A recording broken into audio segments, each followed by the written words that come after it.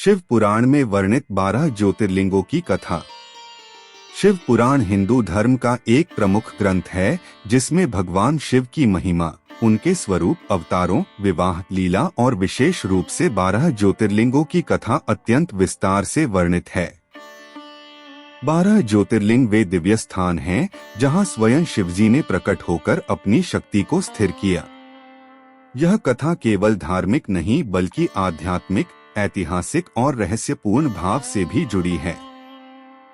जब ब्रह्मा और विष्णु में श्रेष्ठता को लेकर विवाद हुआ तो भगवान शिव ने एक अग्निस्तंभ के रूप में अनंत आकाश में एक प्रकाशपुंज का स्वरूप लिया। दोनों देवता उस स्तंभ के अंत का पता लगाने निकल पड़े। विष्णु पाताल तक गए, ब्रह्मा आकाश की ओर। कोई भी अंत तक नहीं पहुंच सका, जिससे यह सिद्ध हुआ कि शिव ही परब्रह्म, सर्वव्यापक और अनंत हैं। यही अग्निस्तंभ लिंग का प्रतीक बना और इसी से ज्योतिर्लिंगों की स्थापना का रहस्य जुड़ा।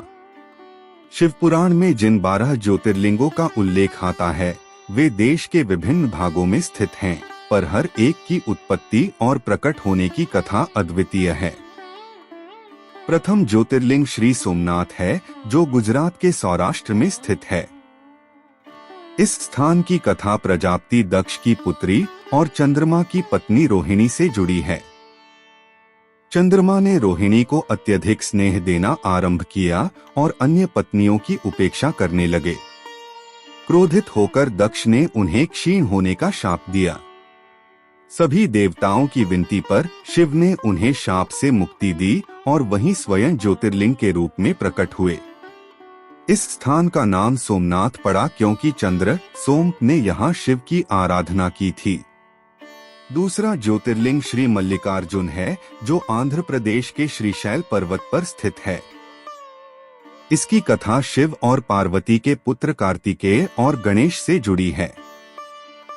विवाह के प्रसंग पर दोनों में बहस हो गई कि पहले विवाह किसका होगा। तब शिव ने निर्णय लिया कि जो सबसे पहले तीनों लोकों की परिक्रमा करेगा उसका विवाह पहले होगा। कार्तिकेय अपने वाहन पर निकल गए, पर गणेश जी ने अपने माता पिता की ही 3 बार परिक्रमा करके विजेता बन गए। इससे क्रोधित होकर कार्तिकेय पर्वत पर चले गए। माता पिता ने पुत्र से मिलने के लिए वहां जाकर अपने दिव्य स्वरूप में स्थिरता धारण की। यही मल्लिकार्जुन ज्योतिर्लिंग प्रकट हुआ। तीसरा ज्योतिर्लिंग महाकालेश्वर है, जो मध्य प्रदेश के उज्जैन में स्थित है। यह स्थान अत्यंत चमत्कारी और तांत्रिक साधनाओं के लिए प्रसिद्ध है।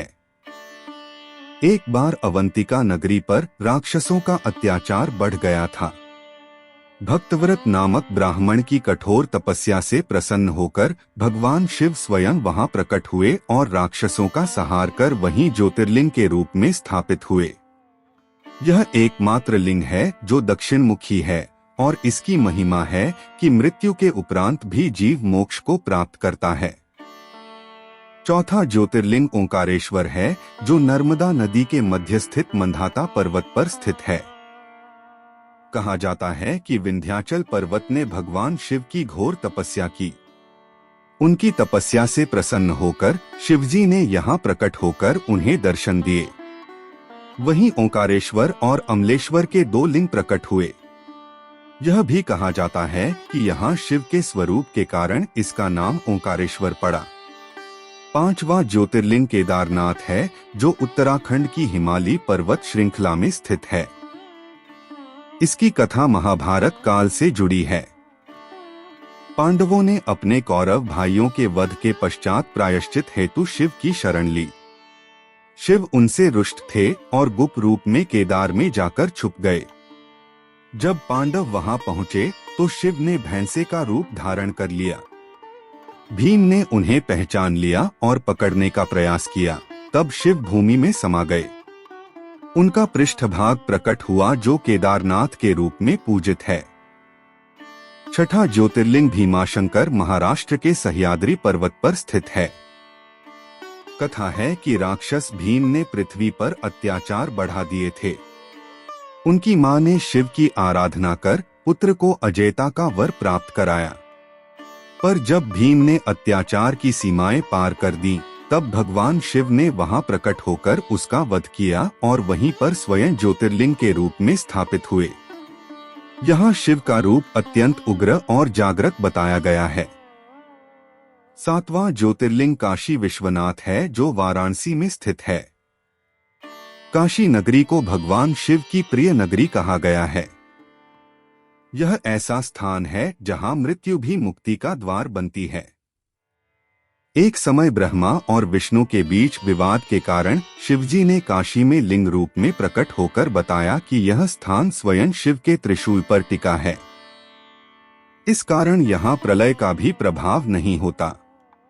8वां ज्योतिर्लिंग त्र्यंबकेश्वर है, जो महाराष्ट्र के नासिक के पास स्थित है। यहाँ गोदावरी नदी का उद्गम स्थल भी है। कथा के अनुसार गौतम ऋषि की तपस्या से प्रसन्न होकर शिव ने गोदावरी को यहाँ प्रकट किया और स्वयं लिंग रूप में भी स्थापित हुए। यह स्थल कर्म और मोक्ष दोनों का संगम माना जाता है। 9वां ज्योतिर्लिंग वैद्यनाथ है, जो झारखंड के देवघर में स्थित है। कथा है कि रावण ने शिव को लंका में स्थापित करने हेतु घोर तपस्या की थी और अपने 10 सिर अर्पित कर दिए थे। तब शिव ने उन्हें वरदान दिया और स्वयं लिंग रूप में उनके साथ चल पड़े। पर शर्त यह थी कि लिंग को मार्ग में कहीं नहीं रखा जाए। रावण को एक चाल से वरुण देव ने मूत्र त्याग के लिए बाध्य किया और तब एक चरवाहे को लिंग थमा दिया, जो उसे भूमि पर रखकर चला गया। वह वहीं स्थिर हो गया और वही वैद्यनाथ ज्योतिर्लिंग बन गया। 10वां ज्योतिर्लिंग नागेश्वर है, जो गुजरात में द्वारका के पास स्थित है। यह लिंग राक्षस दरुका और शिव भक्त सुप्रिया की कथा से जुड़ा है। दरुका नामक राक्षस ने एक शिव भक्त को बंदी बना लिया, पर शिव ने वहां प्रकट होकर अपने भक्त की रक्षा की और दरुका का वध किया। उस स्थान पर शिव ने स्वयं लिंग रूप में अवतरित होकर शांति स्थापित की। 11वां ज्योतिर्लिंग रामेश्वरम है, जो तमिलनाडु में समुद्र तट पर स्थित है। यह स्थान रामायण काल से जुड़ा है। जब भगवान श्री राम लंका पर चढ़ाई करने जा रहे थे, तब उन्होंने समुद्र तट पर शिवलिंग की स्थापना कर पूजा की थी, ताकि उन्हें विजय प्राप्त हो और पापों से मुक्ति मिले। इस लिंग को स्वयं श्री राम ने स्थापित किया था और इसलिए इसका नाम रामेश्वर पड़ा। 12वां और अंतिम ज्योतिर्लिंग घृष्णेश्वर है, जो महाराष्ट्र के एलोरा के पास स्थित है। इसकी कथा एक स्त्री भक्त घृष्णा से जुड़ी है, जो अत्यंत श्रद्धा से शिव की पूजा करती थी।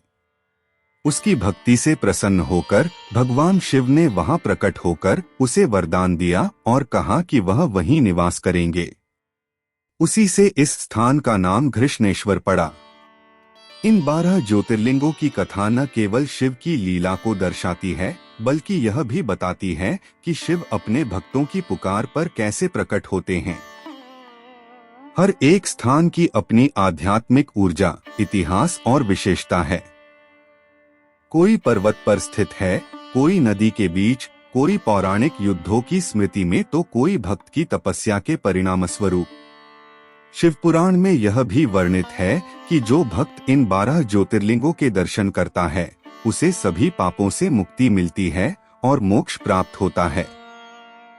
शिव का यह ज्योतिर्लिंग रूप अनादि और अनंत है।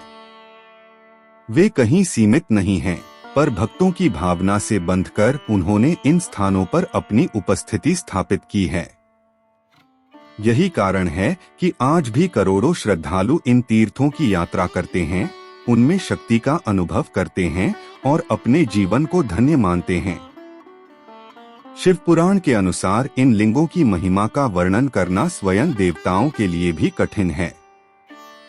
यह केवल कथा नहीं, यह परम शिव की अनुभूति का मार्ग है, जो आस्था, भक्ति और श्रद्धा से भरा हुआ है।